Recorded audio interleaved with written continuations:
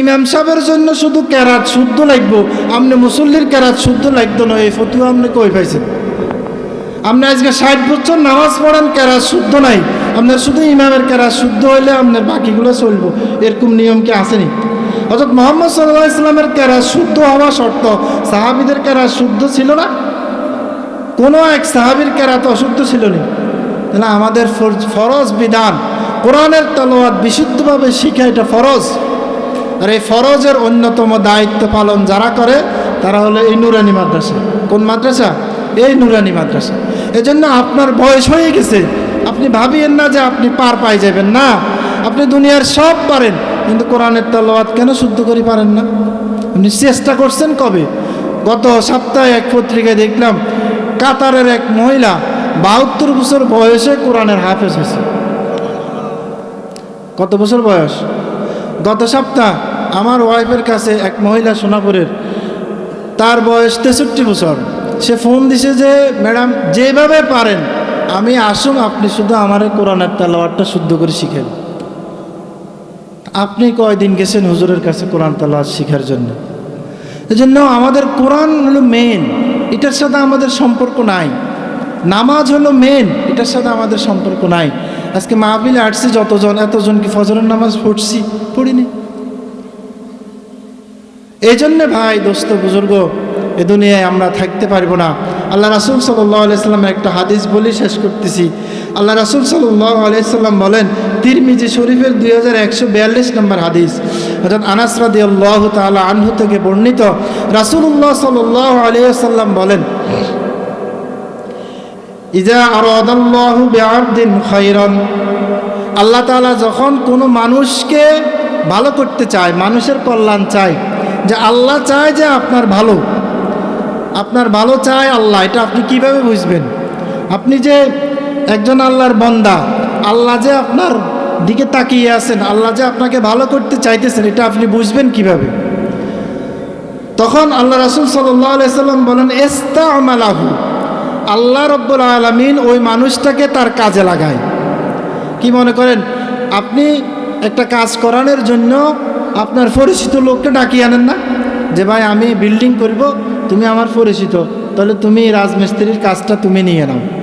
তা আল্লাহ রাব্বুল আলামিন যখন এই এলাকার যুবকদেরকে, এই এলাকার বৃদ্ধদেরকে যদি আল্লাহ তার ভালো চায়, আল্লাহ তাকে জান্নাতে দিতে চায়, তখন আল্লাহ রাসূল বলেন, তখন আল্লাহ তাকে কাজে লাগায়। তখন সাহাবীরা জিজ্ঞেস করলেন, ফাকিলা কাইফা ইয়াস্তামিলু ইয়া রাসূলুল্লাহ, হে আল্লাহ রাসূল, কিভাবে আল্লাহ মানুষকে কাজে লাগাইবে? আল্লাহ রাসূল বললেন, ক্বালা ইউওয়াফিকহু লিআমালিন সালিহিন। ভালো করে খেয়াল রাখবে এই কথাটা।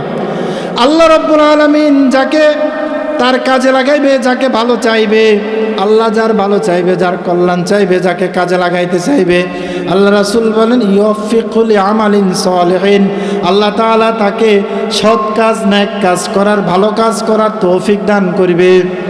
তাহলে আপনি বুঝবেন কিভাবে আল্লাহ আপনার ভালো চাইতেছে? যখন আল্লাহু আকবার হাইয়া আলাস সালাহ আপনার কানে আসবে, আপনি যদি মসজিদে চলে যান তো বুঝবেন যে আল্লাহ আপনাকে কাজে লাগাইতেছে।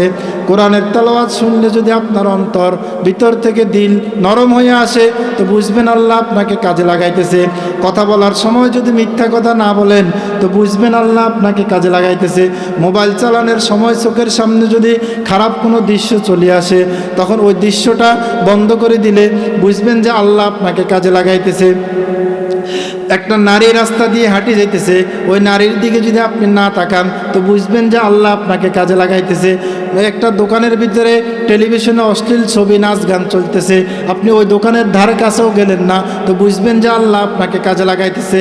আল্লাহর দেওয়া সম্পদ, আল্লাহর দেওয়া টাকা যদি আল্লাহর রাস্তায় খরচ করতে আপনার ভালো লাগে তো বুঝবেন আল্লাহ আপনাকে কাজে লাগাইতেছে। সিগারেট এটা হলো একটা খারাপ জিনিস, যদি এটা খাইতে আপনার কাছে খারাপ লাগে তো বুঝবেন আল্লাহ আপনাকে কাজে লাগাইতেছে। মদ এটা খারাপ জিনিস, যদি খাইতে আপনার কাছে খারাপ লাগে তো বুঝবেন আল্লাহ আপনাকে কাজে লাগাইতেছে। সুদ এটা হারাম, আল্লাহ হারাম করছেন। সুদের লেনদেন থেকে যদি আপনি দূরে থাকতে আপনার ভালো লাগে তো বুঝবেন আল্লাহ আপনাকে কাজে লাগাইতেছে। ঘুষ এটা খারাপ জিনিস, যদি ঘুষ থেকে আপনি দূরে থাকেন তো বুঝবেন আল্লাহ আপনাকে কাজে লাগাইতেছে। আরেকজনের জমিন আপনার পাশে আছে, অথবা আরেকজনের জমিনের কাগজপত্র আপনি জানেন কোথায় কোথায় আছে, তো আপনি যদি তার জমিনটা অন্যায়ভাবে আত্মসাৎ না করেন তো বুঝবেন আল্লাহ আপনাকে কাজে লাগাইতেছে। আপনার বোনের সম্পদ যদি আপনি আত্মসাৎ করতে ভালো না লাগে তো বুঝবেন আল্লাহ আপনাকে কাজে লাগাইতেছে। দোকানে বসছেন তো মানুষ গীবত করতেছে, আপনি সেখান থেকে উঠে আরেক জায়গায় চলে গেলেন তো বুঝবেন মহান রব্বুল আলামিন আপনাকে কাজে লাগাইতেছে।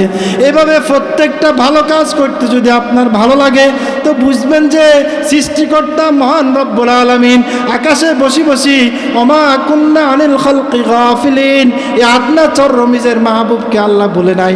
আল্লাহ কাজে লাগাচ্ছে তো নামাজের দিকে দৌড়াচ্ছে, আল্লাহ কাজে লাগাচ্ছে তো আমাকে কোরআন তেলাওয়াতের দিকে নিয়ে যাইতেছে, আল্লাহ আমাকে কাজে লাগাইতেছে তো ইসলামের পক্ষে কথা বলার তৌফিক দিয়ে দিছে। বুঝে আসছেনি? কীভাবে বুঝবেন আপনি আল্লাহর পছন্দের ব্যক্তি? বুঝে আসছেনি? আসুন আমরা আল্লাহর পছন্দের ব্যক্তি হই। আল্লাহ আমাদের সবাইকে তৌফিক দান করুন। এই কথাগুলোর উপরে আমি এবং আপনারা সবাই যেন আমল করতে পারি। ওমা আলাইনা ইল্লাল বালাগ। আসসালামু আলাইকুম ওয়া রাহমাতুল্লাহ।